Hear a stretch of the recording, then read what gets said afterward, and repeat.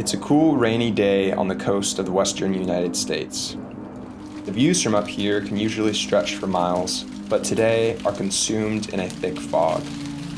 And although it may look like it, this is not Seattle.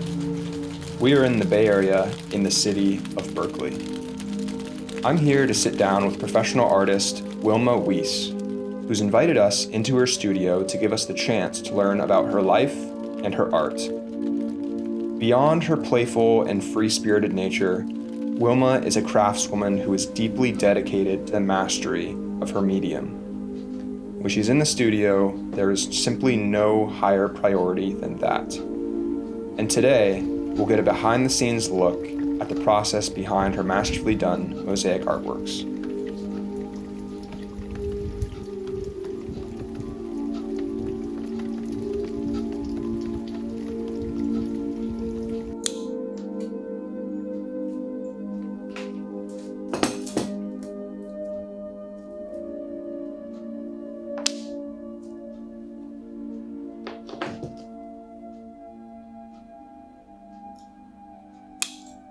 I've been a mosaic artist now for 15 years.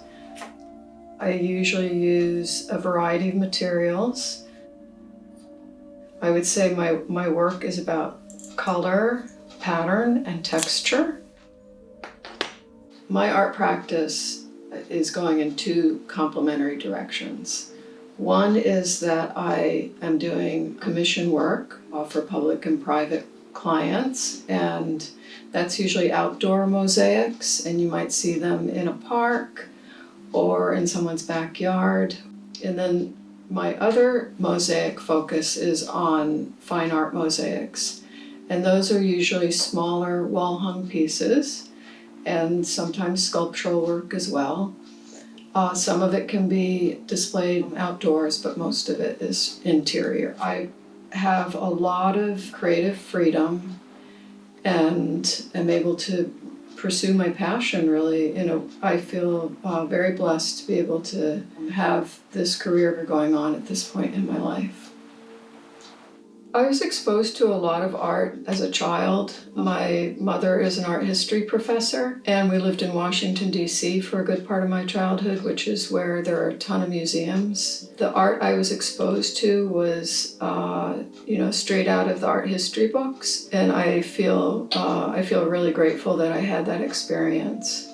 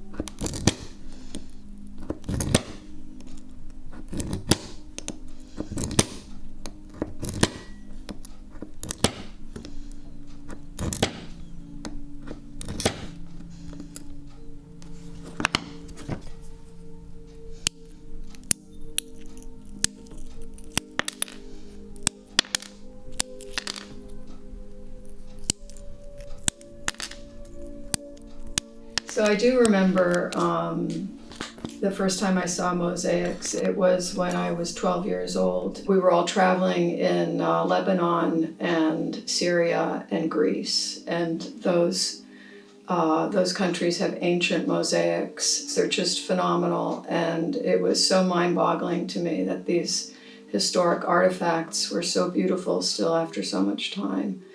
I found that really fascinating. And actually, that's also when I was exposed to the Arabic alphabet, which is so different from the alphabet I was familiar with. And that really got me interested in typography and graphic design. And my first career was as a graphic designer. I was a graphic designer for 20 years, specializing in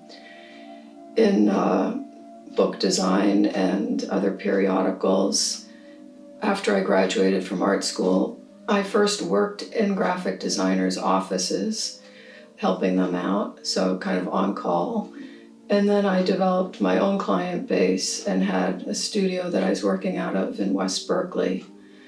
Then later on I gave up the studio and worked out of my home. And being a graphic designer and raising kids at the same time was pretty ideal because I could do it part-time.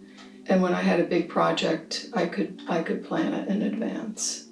Over time I decided I was no longer really interested in it. And that's when I decided I wanted to be a mosaic artist. I spent a couple of years kind of researching what was going on in the mosaic world and trying to understand it, and realizing that I had something to offer that I wasn't seeing elsewhere. And that was informed by my graphic design career. But actually I was really interested in working sculpturally at the time, because one of my frustrations with graphic design was that everything was pretty much flat and not organic. And I'm really inspired by nature, and I felt like I could connect that aspect of myself more in my mosaic work. So this is called Family Reunion in the Park, and this is a piece I made during COVID. It's inspired by the aerial photography of parks, especially in San Francisco. The larger parks had these large white circles painted on the grass. And I used these kind of large glass pieces to indicate more like a blanket on the big circles. And there's a lot of undulation in the shape, which I really like, in the surface. I wanted overall the feeling to have even though the pandemic was a hard time, I wanted this to have kind of an uplifting, playful feeling to it. Well, I see the purpose of art as, well, especially for public art, is enhancing spaces. And I would say my personal artwork is really a way for me to work out things that I'm thinking about. I love it that people are interested in my work. For me, that's super affirming, but that's not why I make the work. The work is really, I make it for myself. And I often am looking towards nature for inspiration. I'm drawn to two different places for nature, and living here in Berkeley, I have access to both. One of them that I'm really drawn to is water, and the changing light and the interplay of light with water I find fascinating. I also love seeing wildlife by the water, but I probably spend more time in the hills. And what I love about walking in the hills is that I'm so familiar with it that I notice all these little things. And, maybe a flower that's opening up and blooming, I probably saw that same plant, noticed that plant earlier when it was just, popping up out of the ground. And I'm so aware of the seasonal cycles and the time of day and stuff. I feel like I'm really immersed in the world of my walks. This is a sculpture that I have figured out in large part in my head, and now I have to kind of take what's in my head and put it into reality. I am going to do a series of rows of, I want to work with pinks. Lately I've been really attracted to pinks, and I'm also going to have these narrow bands of gold and then the wider bands of pinks. And so there's an arching shape at the top. So up here we got the arching shape, and then the bands will get narrower, a little bit narrower as they go down.